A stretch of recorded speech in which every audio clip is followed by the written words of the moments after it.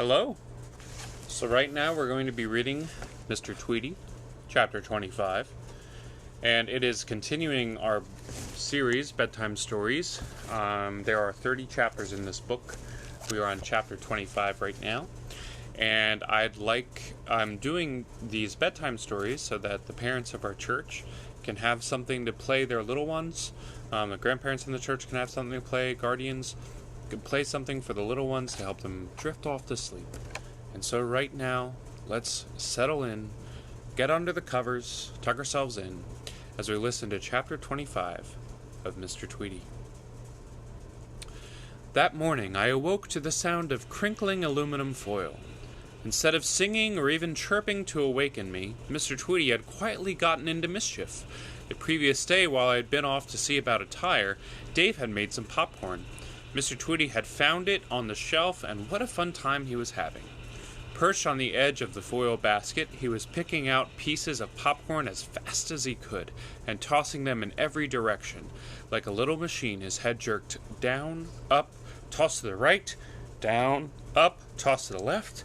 Did that ever look funny, and the place looked as if we'd been hit by a snowstorm. "Why, you little monkey!" I chided softly from the bed. Mr. Tweedy, seemingly surprised to be caught in the act, looked over to me, a great huge puff in his beak, as if he couldn't imagine how I had awakened without his calling. Then he dropped the popcorn, flew to his perch, and began to singing cheerily. "I'll cheerily you," I told him as I began to get out of bed. "Now you can help me pick it up." Look at Mr. Tweedy. Oh no, my dog found a squeaky toy. Allison, come here. Come here. No squeaky toy for you right now, okay? Alright. Sit. Sit. Sit. Thank you. Sit. This is how I tell my dog to sit. It's a hand raised. I don't know why I did that, but that's how I do it. Okay. Pick up what? Instead of like this, it's like this, and then lay down is this. How do you train your dogs? Let me know. Pick what up? Came from the upper bunk. A moment later, two children were wide awake and laughing their heads off. "Fine, I'll stay in bed." After three of them had picked up the mess, for Mr. Tweedy's part, all he did was pick up pieces, then mischievously fly off and drop them in further places so the children had to scramble for them, I finally got up. To my great... Now, Allison, come here. This is the culprit of the squeaks. To my great and unbelieving surprise, when I stood on my feet, I didn't feel a bit of pain.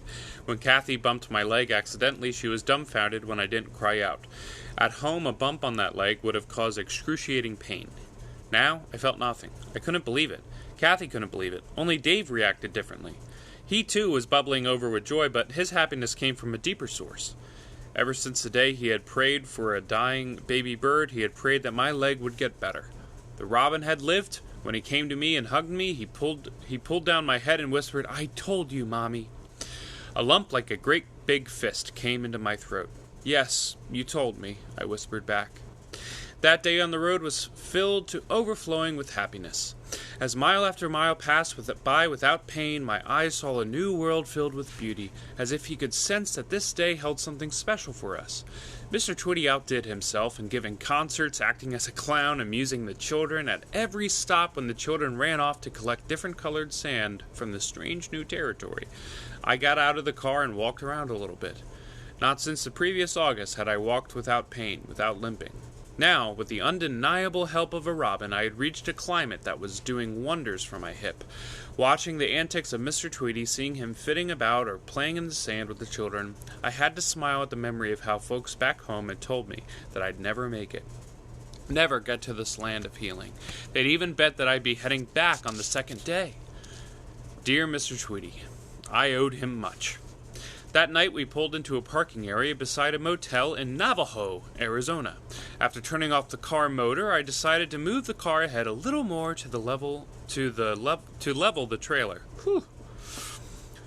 When I turned the key, nothing. The battery was dead. But once again, luck was with us. The man in the motel told us that there wasn't another battery charger within a 35-mile radius, except for here in Navajo. The following morning, to my joy, Mr. Tweedy awakened us bright and early. This day would be our last day of traveling. With only 270 miles left between us and Phoenix, I was sure I could make it by nightfall.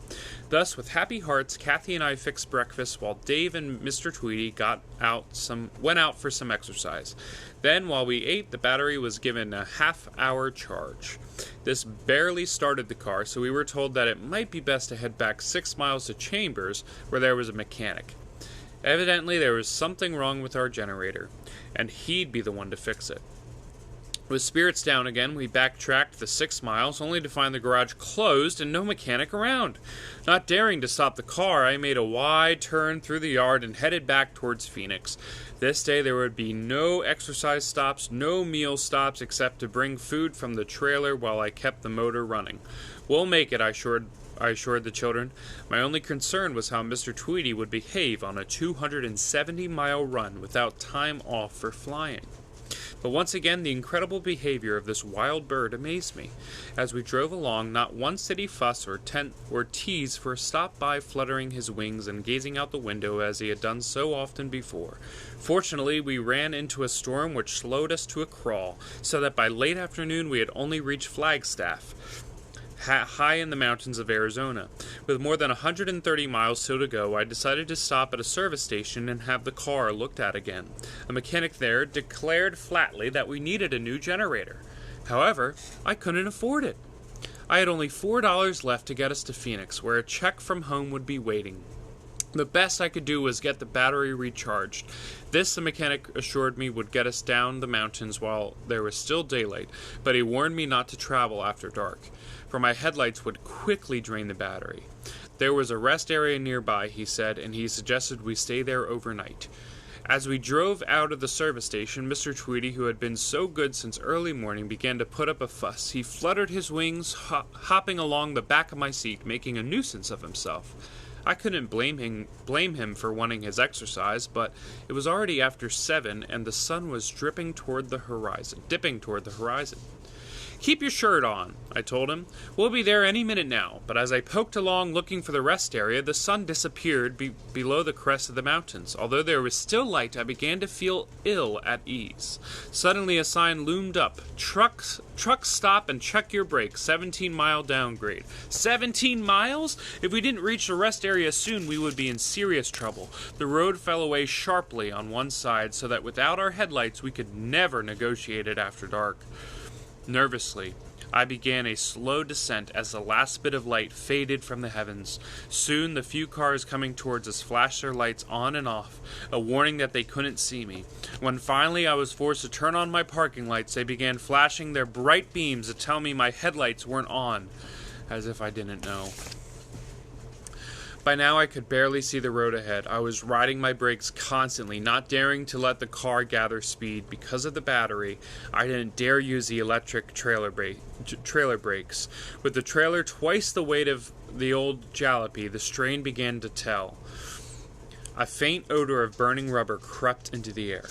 Knowing we were traveling on the outer lane, the sharp drop off the mountains terrified me, but I tried to keep my anxiety from the children. Several times I felt my wheels catch on the shoulder. Pulling the car back to the road almost took more strength than I possessed. Close to panic, all I could think of was that our crazy Robin. Why hadn't I stopped when he asked me? Just then, headlights came up fast behind me. Frantically, I waved my arm. Then, as the car was passing me, I screamed, "Help!" Barely believing my eyes, I saw the brake lights appearing in front of me. The car had stopped.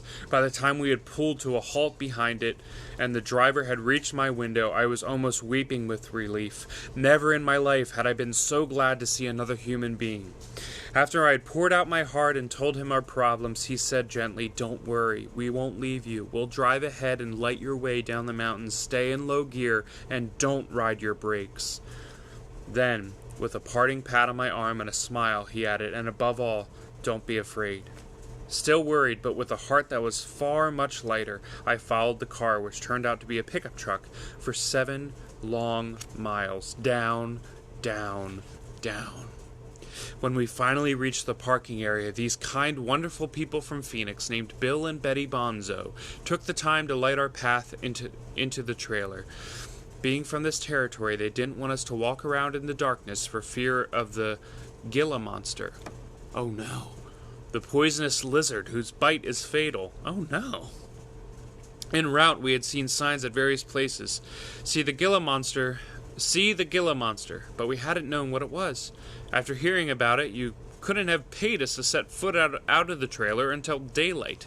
Before leaving, they asked us to phone them when we reached Phoenix, to let them know that we'd reached there safely. When I told them that we were planning to live in their city for a couple of weeks, they asked me if I had an air-water cooler in the trailer. I didn't even know what an air-water cooler was. As if they hadn't already done enough for us, they said they would let us borrow one of theirs and bring it to us as soon as we let them know where we were staying. Then finally, yes, even reluctantly, for they were sincerely worried about our safety, they drove away. Alone at last in this desolate area, the children hastened to get ready for bed. As Dave crawled into his upper bunk, he told me that another car had pulled into the area. With all the drapes pinned tightly together, I peeked through the tiny slit above the window by his bunk. Sure enough, there was this other car parking about 200 feet behind us. This is wonderful, I thought to myself. Another family close by. But then, by the parking lights of this car, I saw two men get out. One stayed by the car, the other one started walking toward us. After what Bill and Betty had told us about the Gila monster, the sight of a man approaching our trailer in the darkness didn't fill me with joy. I was petrified, scared stiff. What on earth did he want? I knew people naturally were curious about license plates on traveling trailers, but not to the extent where they would walk in darkness in this kind of territory. Since the beginning of this trip, Dave and I had rehearsed a bit of play acting that he would use if ever we might need it. Up to this point, it had been a joke. Each time we had played out the ruse, Dave had carried it further, sending us into gales of laughter. Secure in the close proximity of a restaurant parking area, this had been fun.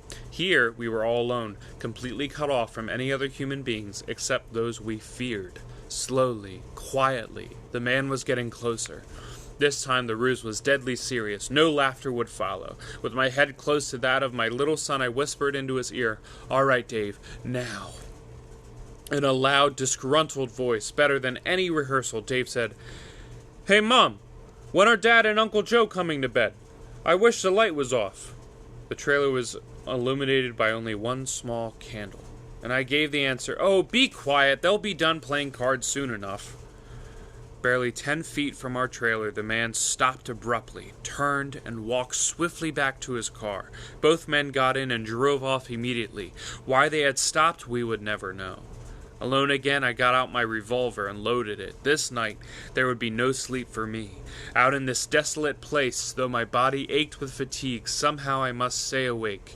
How would I manage it? I didn't know. When the children finally dropped into an exhausted sleep, I was still so keyed up that I couldn't relax. All I could think of was the man who walked in the darkness, the way the two men had driven off. If they had wanted to see our license plate, they wouldn't have driven off in such haste. Sitting alone with a sleeping Robin and two sleeping children, the silence began to unnerve me. Miles from civilization, in the heart of these desolate mountains, I felt completely helpless. Imagined or real, the sounds in the darkness outside threw me into a paralysis of fear. I prayed as I had never prayed before. At that moment, Mr. Tweedy's bright eyes popped open. He chirped and flew from his perch to my shoulder, and I felt the soft caress of his head as he rubbed it against my throat. He dropped to my hand and rubbed his beak against my fingers. I had smiled at David's childish belief that God wanted us to have this Robin, and yet, ever since the little bird had entered our lives, everything had been different. Even now, I was experiencing something that had never happened to me. I was suddenly unafraid, certain that my prayers for strength and calm would be answered. It had taken a Robin to teach me the most precious lesson in life, to believe, unquestionably, like a child. With Mr. Tweedy now playing on the table, trying to peck the eraser off of a pencil, I got down to writing my travelogue. Never was I happier or more at peace. By the time the heavens cast off their cloak of darkness, I had finished my writing. Mr. Tweedy and I had finished a box of cherries, and then he had snuggled into the palm of my hand so I could stroke his back. In this respect, he was also like my children, anything for a back rub. With traffic increasing on the highway, I put him up on his perch and crawled into bed. The night was over. and we were safe. That ends the reading for chapter 25. Tune in tomorrow for chapter 26. Let's end with a bedtime prayer. Holy God, thank you for this day. Thank you for giving us strength. Thank you for giving us all that you have blessed us with during this day. Thank you for comforting us with all of the trials that this day may have had. Thank you for being with us at all times, even when we might feel alone. And Lord, I pray that all of us right now get a good night's sleep, and that all of us wake up for the next day feeling refreshed, revived, and ready to take on the day. May you reveal yourself in fresh new ways to us each and every day, each and every hour. And Lord, may we know that we need you. In Jesus' name I pray. Amen. Good night.